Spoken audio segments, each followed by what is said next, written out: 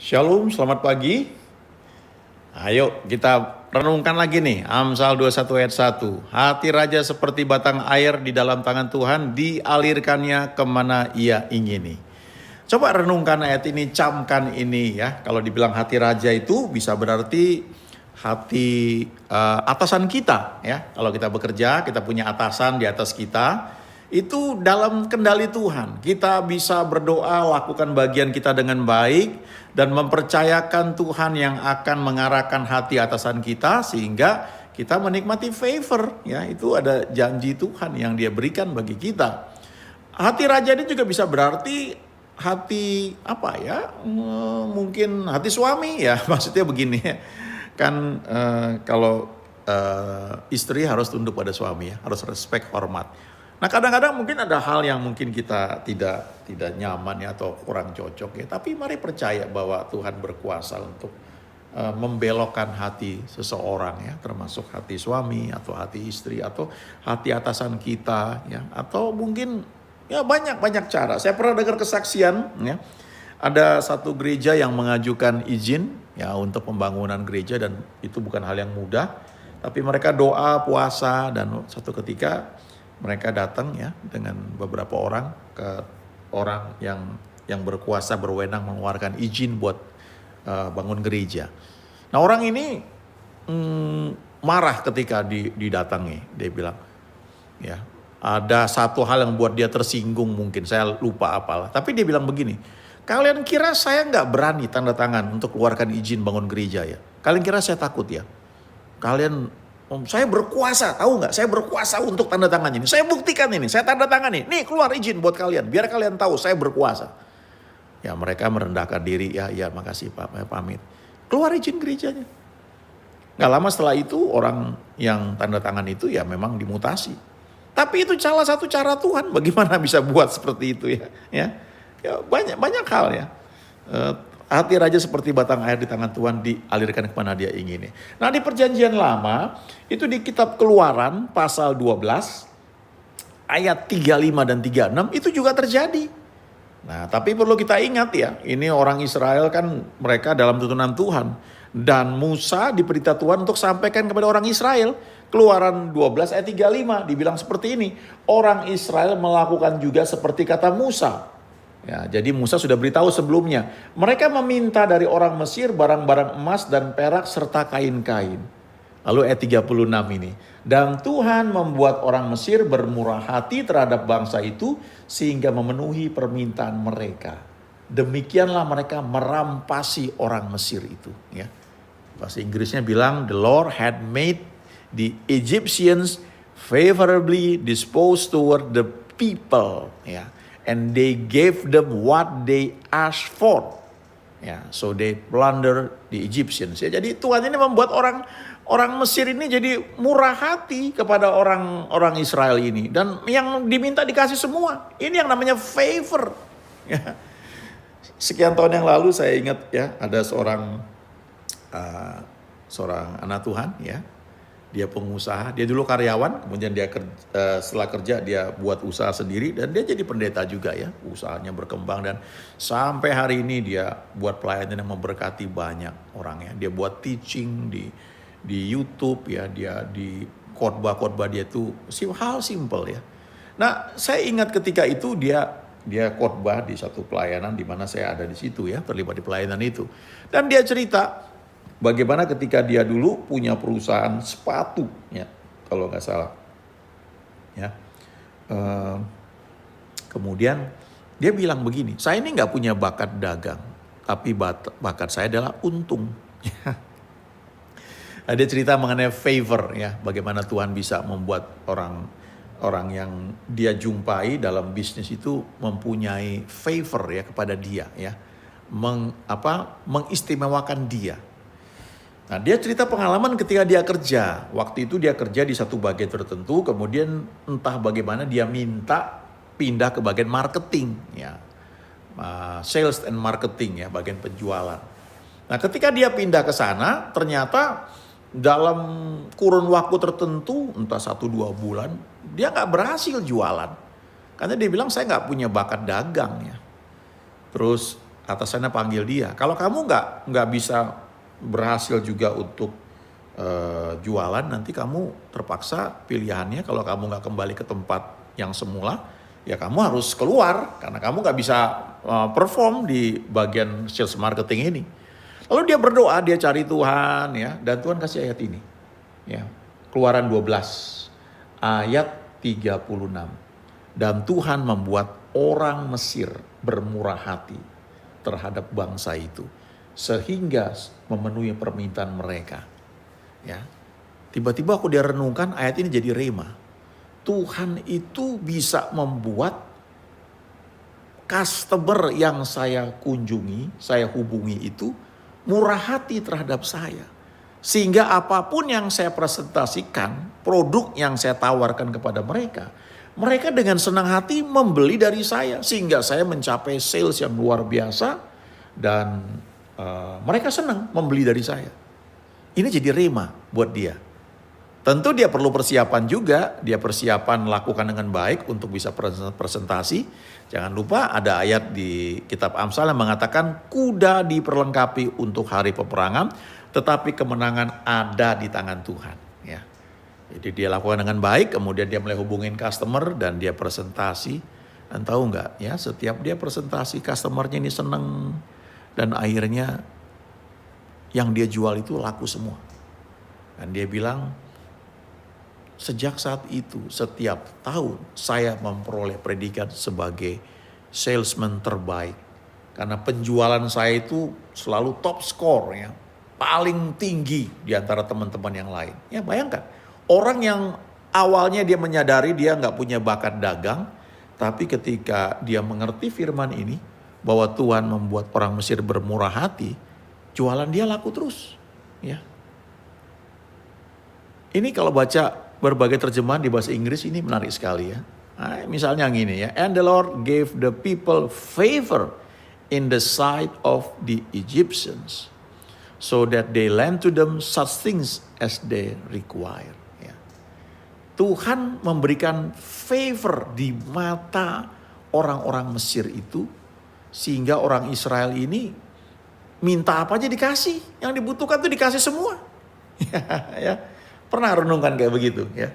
Ini firman yang luar biasa. Saya pernah dengar satu kesaksian. Jadi waktu saya khotbahkan ini ya, satu ketika di satu gereja, selesai itu ada seorang yang nyamperin saya. Dia bilang begini, oh Pak, kami pernah alami itu ya. Dia cerita ya, ini seorang ibu ya. Dia bilang suami saya itu kerja di satu perusahaan.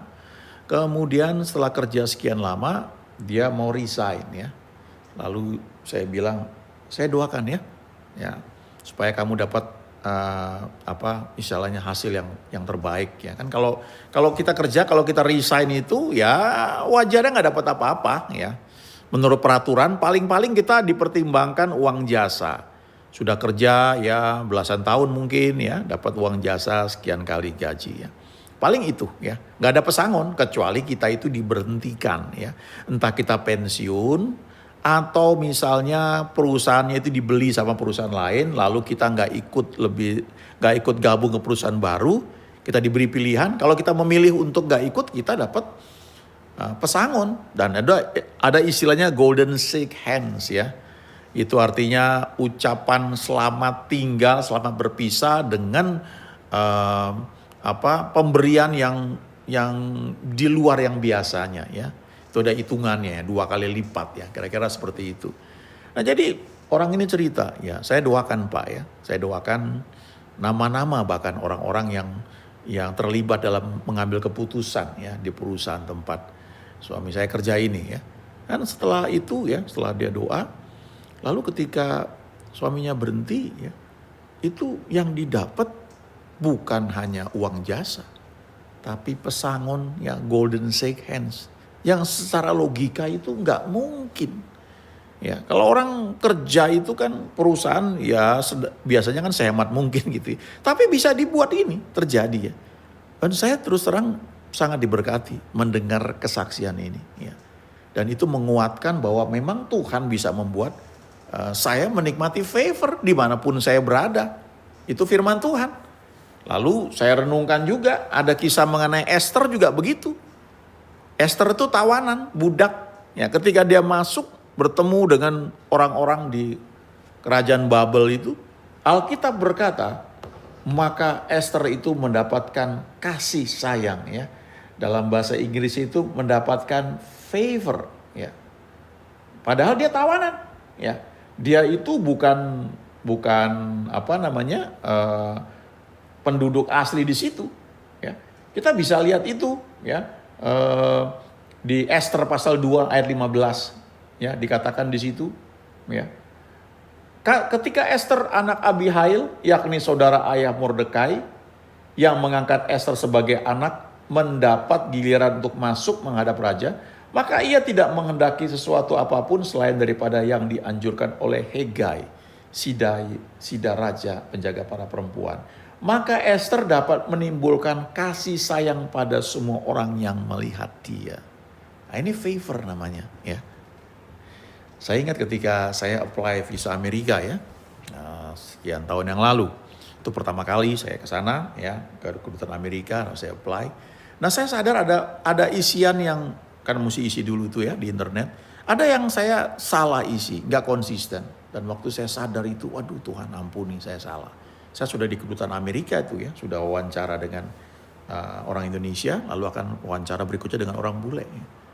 Dan waktu saya renungkan saya salah, tiba-tiba saya ingat ya, Abraham itu juga buat kesalahan dalam keterbatasan iman dia yang bukan untuk ditiru, tapi dia pernah sembunyi di balik istrinya yang cantik itu. Dia bilang sama istrinya, tolong kasih tahu ya, jangan bilang saya ini suami kamu, bilang aja saya ini abangmu, saudaramu ya. Kalau mereka tahu kamu istri saya akan dibunuh nanti. Supaya mereka bisa ambil kamu jadi istri Firaun ya. Jadi Abraham tuh pernah salah. Ya, dia buat itu nggak sekali ya. Di Mesir dia buat itu, di Gerar dia buat ya kayak begitu juga ya. Tapi Tuhan lindungi. Ya kenapa? Ya tuh Abraham tuh nurut Tuhan. Ya dia nggak sempurna. Makanya kita jangan terlalu nuntut orang itu sempurna. Ya kita pun nggak sempurna, sendiri dibentuk sama dia. Ya kalau ada orang buat kesalahan ya udah ya ampuni ya. Tapi kita juga nggak sempurna. Abrahamnya aja begitu ya, bukan untuk ditiru. Tapi Alkitab mencatat Abraham ini sahabat Allah ya. Dan namanya digunakan di perjanjian lama itu untuk doa. Yang ketika orang berdoa, orang bilang, Tuhan bukankah Abraham sahabatmu itu? Ya disebut seperti itu. Nah jadi waktu saya renungkan itu, terus saya ingat Yohanes 15. Tuhan bilang begini ya, aku tidak menyebut kamu lagi hamba, tetapi sahabat. Ya. Dia kasih tahu juga, kalau kamu lakukan apa yang kuperintahkan, kamu adalah sahabatku.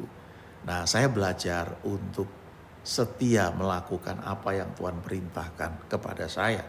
Walaupun mungkin di pelayanan saya nggak ditugaskan hal itu, ya mungkin atasan rohani di atas saya nggak suruh itu, tapi saya tahu Tuhan suruh saya lakukan. Saya lakukan saja. Saya percaya Yohanes 14 ayat 21. Barang siapa memegang perintahku dan melakukannya, dialah yang mengasihi aku. Jikalau seorang mengasihi aku, ia akan dikasihi oleh Bapakku dan aku pun akan mengasihi dia. Dan akan menyatakan diriku kepadanya. Jadi sebagai ekspresi bahwa saya mengasihi Tuhan, saya lakukan apa yang dia perintahkan. Dan waktu saya lakukan, menurut Yohanes 15, Tuhan bilang, jika kamu berbuat apa yang aku perintahkan kepadamu, kamu adalah sahabatku. Ya, jadi sepertinya tuh Tuhan bilang kamu sahabatku. Jangan takut. Seperti Abraham, dia juga sahabatku. Dan aku akan protect. Lalu ketika saya dipanggil wawancara dengan orang bule itu. Ya, saya berdoa dengan ibu saya waktu itu. Lalu ketika dia tanya berapa lama mau di Amerika. Lalu saya bilang, wah kalau saya sih ya maksimal sebulan. Ya. Oh karena kerja ya. Nah waktu dia ngomong itu, dia tatap mata saya. Dan waktu mata saya bertatapan dengan mata dia, saya ingat ayat ini. Esther pasal 2 ya, ayat 15. Maka Esther dapat menimbulkan kasih sayang pada semua orang yang melihat dia. Itu dokumen gak diperiksa lagi ya. Langsung dia bilang oke, ya kamu diterima visanya. Dia langsung kasih ada kertas ya, itu ada dua warna ya. Kalau yang satu tuh warnanya tuh ditolak ya. Yang satu tuh diterima. Wah saya dengan ibu saya, sukacita sekali ya. Kami keluar dari kedutaan Amerika itu, ya kami jalan ke tempat parkir yang lumayan jauh ya, di stasiun Gambir kalau nggak salah waktu itu. Terus kami sampai di mobil, kami mengucap syukur, dan beberapa hari kemudian kami periksa ya, sudah ditempel visanya itu di paspor, dan saya dapat 5 tahun ya. Bukan karena saya hebat, punya tabungan banyak, atau saya punya tugas tertentu, dapat rekomendasi dari pemerintah atau dari perusahaan tertentu, enggak. Tapi karena saya sahabat Tuhan, ada favor ya, favor yang Tuhan berikan. Esther 2 ayat 17 ini juga dikatakan, maka Esther dikasihi oleh Baginda lebih daripada semua perempuan lain, dan ia beroleh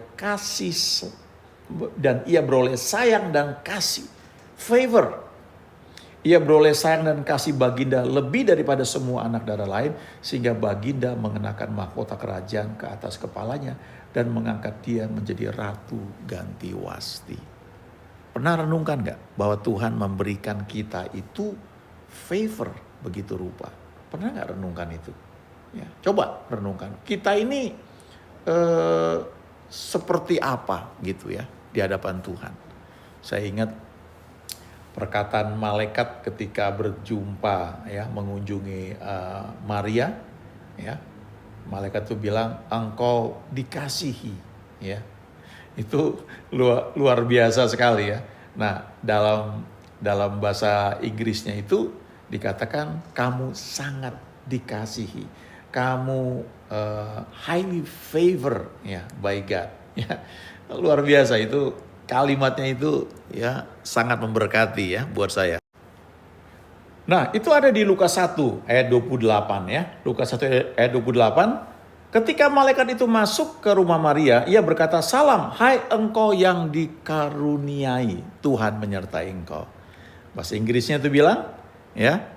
And the angel came in unto her and said, hail, thou are highly favored ya, sangat dikasihi, highly favored ya. Terjemahan lain mengatakan, hello Mary, God loves you very much ya. Tuhan, hai engkau yang dilimpahi anugerah ya. Terjemahan lain lagi mengatakan, you who are highly favored. Nah, saya suka akui ayat ini ya, I am highly favored. Aku sangat dikasih oleh Tuhan. Nah, ini Keluaran 12 ayat 36 juga kalau kita pelajari berbagai terjemahan di bahasa Inggris itu ya, banyak sekali ya, menunjukkan bahwa Tuhan itu bisa membuat orang lain itu memberikan favor bagi kita ya. Itu sebabnya saya sering sekali kalau doa ya, saya suka mengakui ayat itu ya. Ada favor of God, favor of man menyertai saya. Karena Roh Kudus ada beserta saya, menuntun hidup saya, seperti firman Tuhan katakan demikian. Oleh karena itu saya beruntung. Saya menjadi orang yang sangat menikmati favor. I am highly favored by God and man ya. Ya, favor of God, favor of man menyertai saya dimanapun saya berada. Ya, kita bisa pegang itu karena firman Tuhan berkata kan, God is good ya, all the time. Tuhan kita Tuhan yang baik. Dan dia selalu menuntun kita di jalan yang benar. Dia bawa kita untuk menikmati yang terbaik dari dia senantiasa. Sehingga hidup kita ini bisa tidak hanya berkenan di hadapan dia. Tapi dengan sendirinya kita juga menikmati yang terbaik ya. Di perjanjian lama dikatakan kamu akan menikmati hasil baik ya. You will eat the best of the land. Kalau kamu willing and obey. Kalau kamu mau nurut aku senantiasa, kamu akan menikmati yang terbaik. Kamu akan memakan yang baik. Ya, bahasa Inggrisnya itu bilang you will eat the best of the land. Ya. Percaya nggak bahwa Tuhan itu mau berikan itu buat kita? Ya. Kamu akan menikmati yang baik senantiasa. Ya. Itu salah satu ayat yang Tuhan berikan kepada seorang hamba Tuhan ya. Kalau kamu menurut aku, kamu akan menikmati yang terbaik. You will eat the best of the land. Dan itu janji Tuhan buat kita ya. Itu ada di Yesaya 1 ayat 19 ya. Renungkan ayat itu. Kalau kamu nurut, mau mendengar, kamu willing and obey, you will eat the best of the land. Kamu akan memakan yang terbaik senantiasa. God is good all the time. Amin.